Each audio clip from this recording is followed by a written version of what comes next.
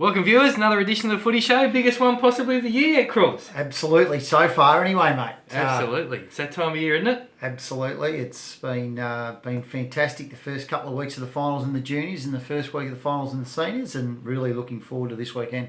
Yeah, so last weekend was our first week of overlap, wasn't it? Semis in seniors, prelim in juniors, so it was all happening. It was. We might take a quick look back and maybe starting with the seniors, seeing as they were chronologically first, they were on the Saturday. And what a start, mate. The under-17s, how was that? Yeah, it's good a final as we've had there for a long time, I think. Just the 1 point in it by the Breakers. Yeah, great game of footy, really good kicking for goals. 10-4, 10-5, I think it was. So it's that was a good game. Yeah, quality footy. Lead changes throughout. Couple of minutes to go, I was reaching for the rule book to check and see what we do with drawn finals, just to make sure I knew what was going on there. I think at one stage, one of the teams, can't remember who now, was up by 6. Somebody kicked it behind. I thought, happy days, we're safe. The other team goes down, the other end kicks it behind. It's back on for a draw. Had it all, mate. Yeah, absolutely. So, but like you say, 1 point win for Breakers there, so well done to them. And straight through the grand final. And commiserations to Port, but obviously get another crack again this week. So, hopefully they come up and produce another outstanding performance this week. Yeah, absolutely. Then the women was on next. It was. Sawtell jumped from the barriers, as they say, and didn't really look back, did they? They didn't. No, they started out really strong, as you say, 27 points up by quarter time. But bearing in mind that the match, they only won by 41 in the end. Yeah. So the next 3 quarters, they only outscored Port by 14 points. So, 3 quarters of the match was very close, very, very even. Yep. And if that's what Port brings to the party this weekend, they'll be very hard to beat. But I guess a little bit of a shout out to the 3 girls who were all injured and had to be assisted from the field. So I think it was Kelly, Tilly and Tash. I hope all 3 of you are going well, and things are, you're getting recovery underway and you're bouncing back well. So yeah, it's always sad to see. It was all happening there with stretchers at one stage. I think Tash from Sawtell was asked to get off the stretcher. She wasn't looking too bad at that point too. I think there was a concussion for her, wasn't it? Or concussion. That's right. Bit of a triage happening. Who's the least bad? Get off. We need your stretcher. Next right. One's coming. Exactly. But all the best to those 3 ladies. And obviously Port get to fight another day against Breakers this week. Yeah. And then reserves on Saturday, mate, was another good, close game. Port by 23 in the end. Not a big surprise. They only lost 1 game for the season, but I think it was only a point in at quarter time. It was only something like about 13 points in it at the half time. So it was really the performance by Port through the second and third quarters were what got them home. Yeah. Good close match again. Yeah, it was pretty good standard for a reserves game too, I thought. Absolutely. Well umpired. Was it? Yeah. Yeah. I thought so anyway. Yeah, Dave Young and can't remember now. Someone else did a good job. Yeah, that's anyway, right. Moving on. And then speaking of good games, Amanda was. Amanda. It's always well umpired when Amanda does it. Absolutely. Speaking of good games, Cross, seniors. Yeah. Amazing game. Yeah. Sort of, you and I were chatting through the game, and it was looking like Breakers were sort of just playing with a gear to spare, and looking like that was going to be the result. But then all of a sudden, was it early in the last quarter? I think Sawtell put the foot down, or late in the third and early. Last quarter. Yeah, early in the first quarter, put the foot down and hit the front. There was a bit of confusion about that scoreboard there at one stage because adding to the drama, wasn't that's it? exactly right. Thing wouldn't clear. Yeah, so but it was a great game. Sawtell hit the front and sort of looked like they could have gone on with it. And one Shaden Close in particular, I thought just really stepped up there. That goal he kicked from it was about 40 out on the boundary, I think, wasn't it? It was just unbelievable. Oh, mate, as you know, and as most of our viewers would know, I mean, one of the most precious commodities in sport is momentum, isn't it? And I mean, Breakers had the momentum for 3 and a bit quarters. Somewhere out of nowhere, Sawtell managed to drag it back and had the momentum, went to the front. And once you've had momentum and lose it, it can be just about impossible to get it back. And it basically takes somebody to stand up and do something a little bit out of the box. Yeah. Into Shaden Close, as you say. Yeah. Full pelt, just about over the sideline. Yeah. Snaps it back across the body. Goal. fantastic goal, and he was instrumental in another number of other goals as well. So it was a great effort by him. Yeah, and as you said, I think Breakers by 2 goals. So I mean, again, even at the end, it was still close. It was tight. It was in it right up until the final siren. So and it was the opposite of the 17s. Not great kicking a goal. Both teams cooked a lot more points than they did goals. I think the wind was a bit fluky.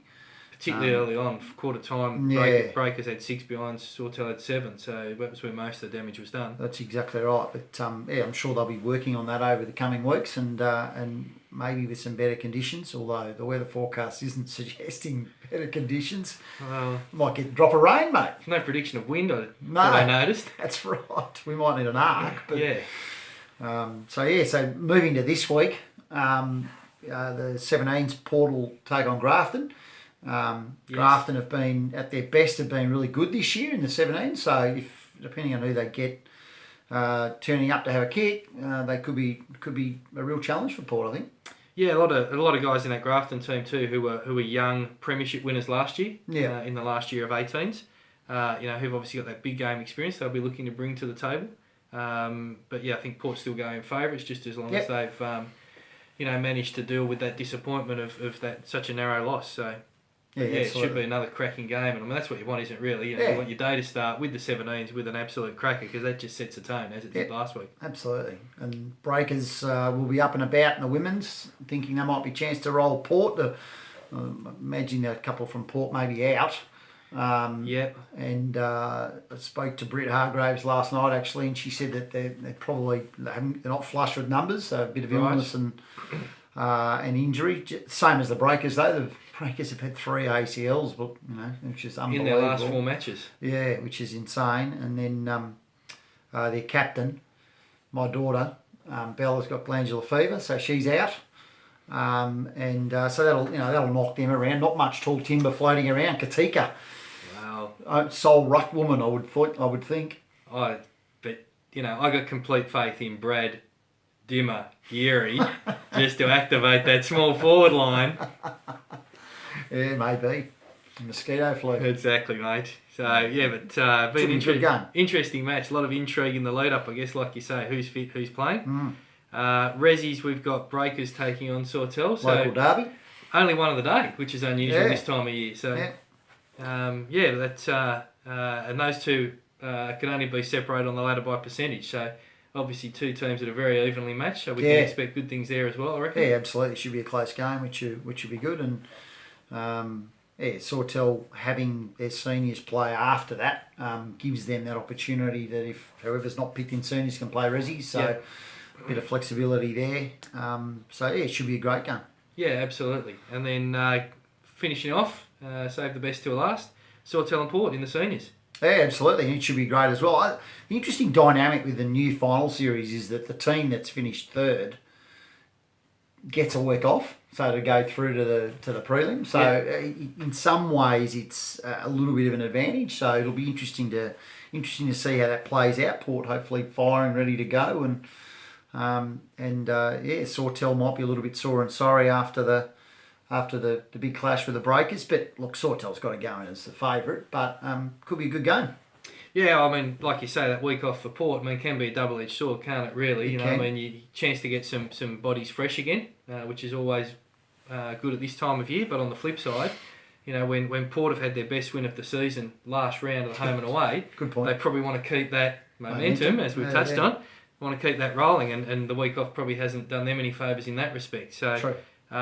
6 of one, half dozen of the other, and then, like you say, Sawtell probably go in as favourites, but, again, rain predicted, great leveller.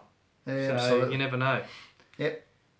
So that's all out at the stadium this Saturday, folks. 10 a.m. for 17s, 11:50 for women, 1:20 for Resis, 2:50 for seniors. Perfect. And then, smell that, Crawls? Yes, grand final smell. Grand finals are in the air.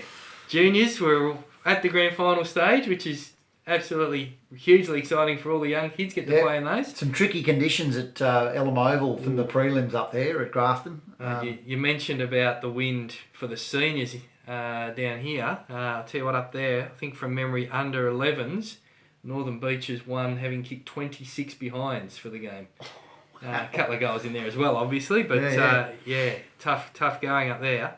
So commiserations to the teams. Obviously have fantastic seasons to go deep into the final series to a prelim final. So commiserations under 11 Port White who finish up. Yep. Grafton Tigers were gutted, finished top of the table and have gone out in straight sets. So commiserations to them. They didn't handle the wind at their home ground. 0 goals 9. No goals 9 against the Breakers team. They only had 7 scoring shots. So that was there for the taking for them, unfortunately. Port Youth Girls have finished. And then under 15 Bello.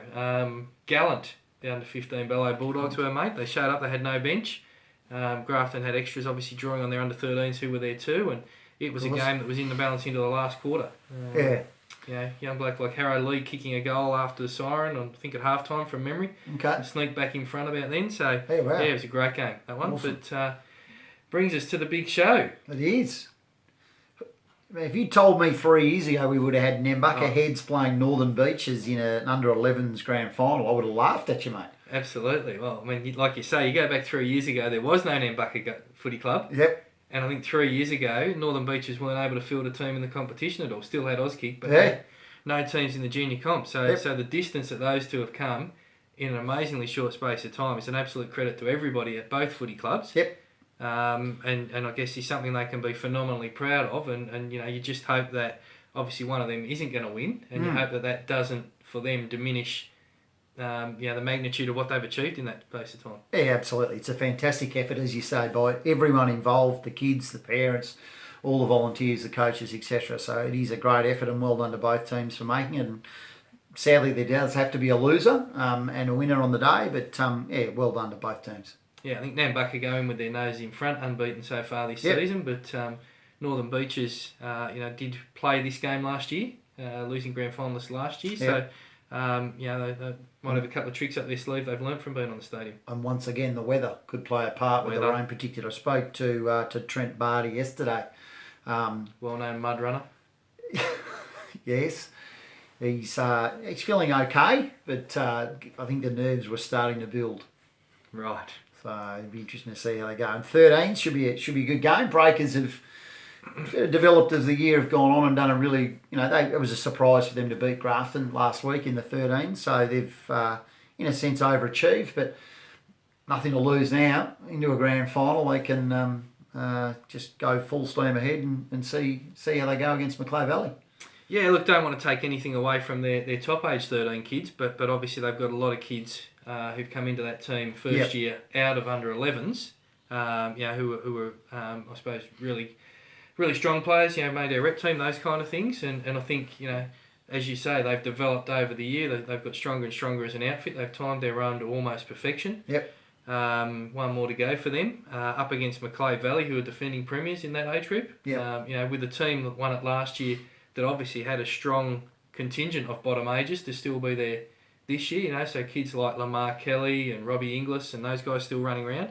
Close in there too, isn't there? Oh, there's closes everywhere, mate. So it'd be interesting to see. I mean, part of the strategy, last week was for Breakers, was that it was Matt Dagger's birthday, so the kids went out and won one for Dags. Right. I'm tipping Dags is having another birthday this Sunday, to be honest. Maybe. Anyway, it should be a cracking game. Some great skilled kids in the Macleay Valley Eagles team, so see how the Breakers go matching up against them. Yeah, absolutely. And then youth girls. We've got a rematch of last year's grand final. Yeah, we have. Yeah. So Grafton won through first, and then Breakers got through last week. Breakers won the inaugural year last year. Yes. I reckon the bookmakers that have these pretty even. Games have been close, depending on who was available, who wasn't. Who's won the game through the year. Grand final day, usually everybody's available, so all the talent will be there. Should be a great game. And certainly could go either way. Oh, absolutely. Like you say, I mean, both teams got plenty of North Coast Force rep players in them. Then you got girls like Lily Doyle, obviously, who are doing great things in state footy. On the other side of the fence, you got Cash Ronalds, who's been going great guns at women's footy here locally. So, just match up so well all over the park. Grafton may have a secret weapon, I believe. Expect the return of a certain Warren Bagwell just to inspire the troops. Outstanding. Which the girls will love, I know. So great to see Bags up and about and going well. Yeah, terrific. I look forward to seeing him on the weekend. But yeah, that like you say, mate, I mean, as they say in the classics, there'll be a couple of tally-hos in that one. So, and then on under 15s. Yeah, Sawtell certainly were going as favourites, finishing on top of the ladder and getting first through. But I think it was only 9 points. Semi-final was certainly close. Yeah, absolutely. Yeah. Grafton best performance of the year, really. And I guess one thing that's in Grafton's favour, or in suits them down to the ground, is with their 13s bowing out. A lot of those older 13s, stronger players. Yep. Younger Pope, the younger Clancy. Young Nettie O'Neill. Sorry, yeah. Will be available if needed to back up. So they'll have those guys around and supporting the team and fresh and not having come off an under 13s game. Yeah. So again, and like we said before, Sawtell got to overcome the that week off, and whether that's a good thing or a bad thing for them. I think Matt Anderson's had him in some kind of a yoga retreat this week, getting him mentally ready. Yoga by the Yoda. Interesting. Nice. So look, all in all, they suits up as 4 great grand finals for the junior comp, I think. Yeah, absolutely. Yeah, it should be a ripping day footy. So I'd encourage anybody out there. We always get good crowds. For senior footy. Get good crowds amongst families for juniors, but folks, I've said it before, say it again. Do yourselves a favour. If you haven't gone down and had a look at junior footy and look at what's coming through, which is really exciting. The talent, the numbers, the quality we got there. Get down and have a look, because junior grand final starting at 9:30 on Sunday, going through last game starts at 2:30, will be an absolute belter of a day. Gold coin donation, that's great value. Oh, great value. 4 games of footy for gold coin donation. So hopefully we'll see everyone at the stadium either on Saturday and or Sunday.